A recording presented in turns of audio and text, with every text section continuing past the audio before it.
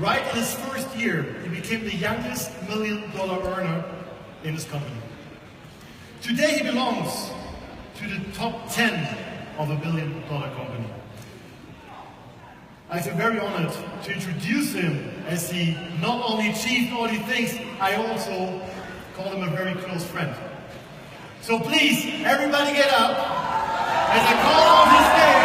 Welcome to the stage, Becerra!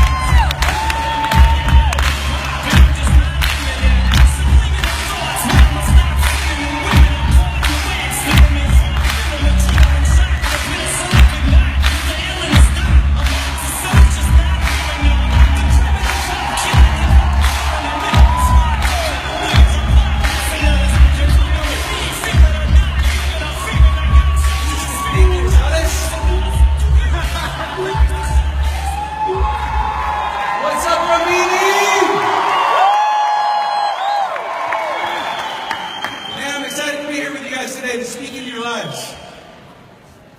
So many of you have made the incredible decision, the smart decision to join this incredible industry, and so many of you will be rewarded for it. The decision you made today will shape the rest of your life. The fact that you came here to this GoPro event will shape the rest of your life. Why do I know that? Because I've witnessed so many people's lives change from coming to this event. So give yourself a hand.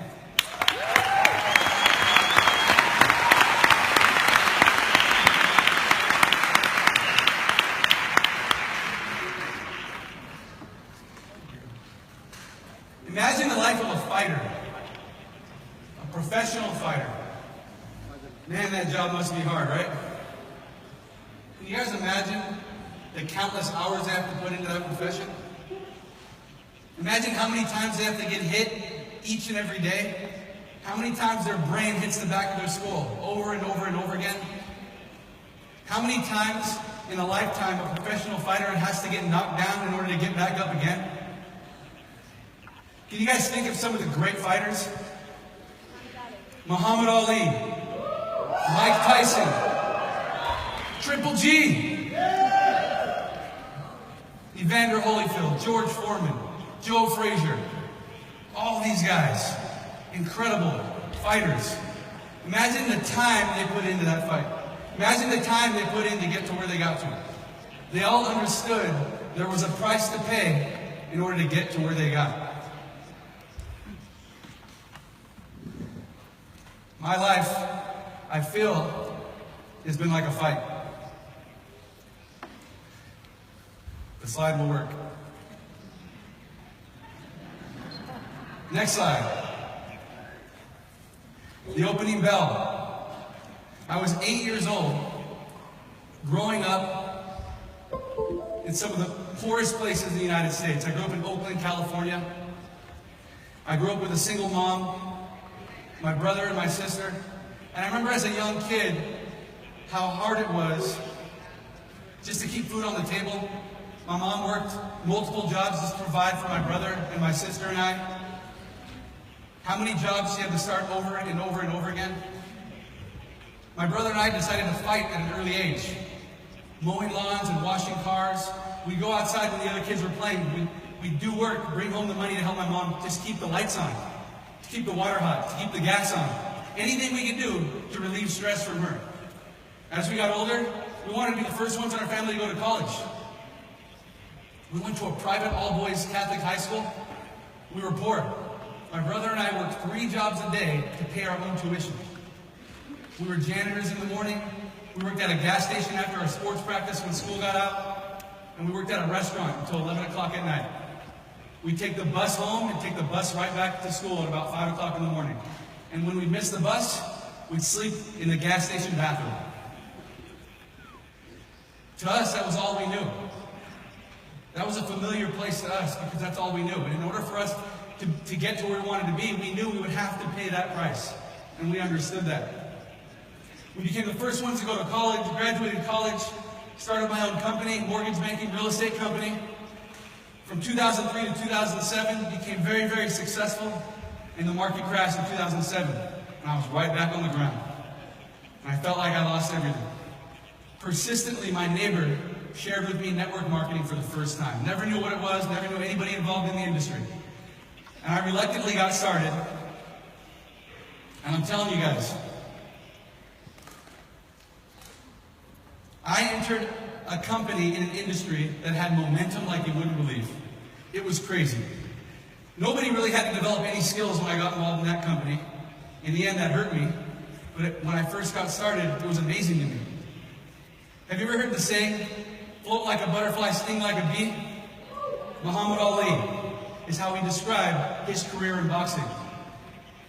He was like invisible. People were in the ring with him, throwing jabs, left hooks, uppercuts, and they were dismissing. It was like they were swinging at air. It was like a hot knife cutting through butter. That's how smooth he was. He'd be on the ropes. They'd have him against the ropes, and he'd dodge the punches still. It was crazy. That's how I felt in my business. I felt invisible. I felt like nothing could stop me. And I achieved more success than I could have ever imagined. In my first year, I became the youngest millionaire in my company. But my success became my downfall. You know, with that momentum, with every wave, the wave breaks as it hits the shore. And I broke with that wave. And the momentum stopped. Down I went. And I was in a place that maybe some of you have been in or even might be at right now.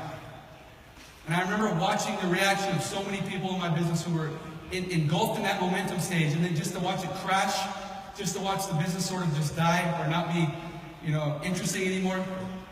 They started to make crazy decisions. They started to jump from company to company to company. I remember my upline took my team to another company. I didn't know what to do. And I found myself in a very familiar place, at the bottom again. Just like where I started as a kid. It was really familiar for me. I knew that I was resilient. And it was at this time that I really discovered myself. I discovered my roots. I realized that never in my life have I ever quit anything. I've always been a fighter. I knew that I'd have to pay the price, and this was part of paying the price that most people weren't willing to pay. And I watched people lose by leaving and leaving and leaving, throwing in the towel too early. It was only the fourth round, and they were throwing in the towel. And I decided to make a decision at that point in my life to get back on my feet.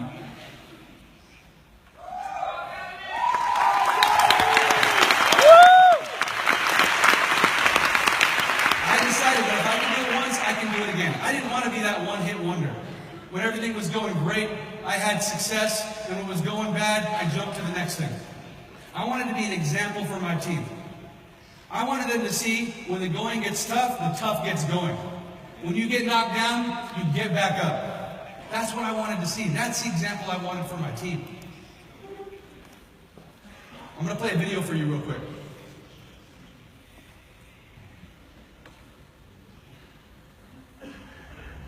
You ain't gonna believe this.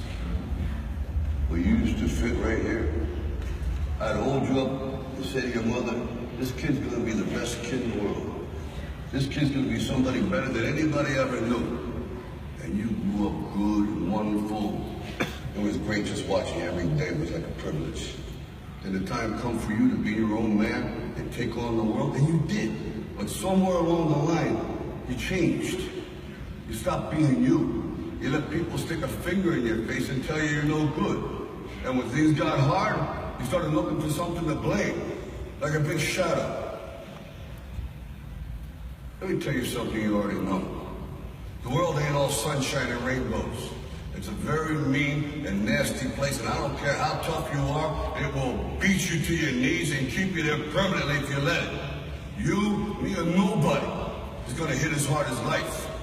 But it ain't about how hard you hit. It's about how hard you can get hit and keep moving forward. How much you can take and keep moving forward. That's how winning is done. Now, if you know what you're worth, now go out and get what you're worth. But you gotta be willing to take the hits. and not pointing fingers saying you ain't where you want to be because of him or her or anybody. Cowards do that, and that ain't you. You're better than that. I'm always going to love you no matter what. No matter what happens. You're my son of my blood. You're the best thing in my life. But until you start believing in yourself, you're going to have a life.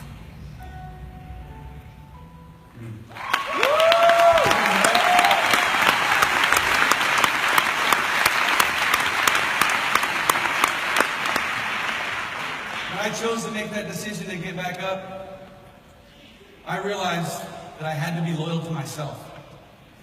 I had to respect everything I've ever told anybody about this business, everything I ever told anybody about my company and our future and my vision. I wanted to stay true to that. I wanted them to see that even through adversity, we all can come out ahead. Through getting back up after you get knocked down, getting back up after you get knocked down. And I'll tell you, I've been knocked down many times over the last 10 years in this business. But every single time I've got back up, I got stronger than I was before. Scared my opponents even more. That's how this business is built. And when I came back, I hit him with a combo, a 4-punch combo. Now, if you know anything about boxing and 4-punch combos, these are some of the most lethal combos that you'll see in a match. Right, like this combo, the 1, 2, 3, 6, right? The jab, cross, left hook, uppercut. Take them to their knees, knock them right out in 4 punches. That's the combo I gave to this business, right? The 1, the jab. I found a mentor. I found someone who had experience in this business, not just someone who was a one-hit wonder and had success once, but someone who had success and failed and had success and failed and got back up every single time and built their name and their brand in this industry. I found a mentor that I can learn from. I didn't drain their time. I made them know that if they're willing to mentor me, I'm willing to go to work and give results so they want to continue to mentor me. That was the jab. Right? The cross. Developing the skills. I made a decision that I was going to develop skills in this industry. That I would get great at building that active candidate list, get great at contacting and inviting.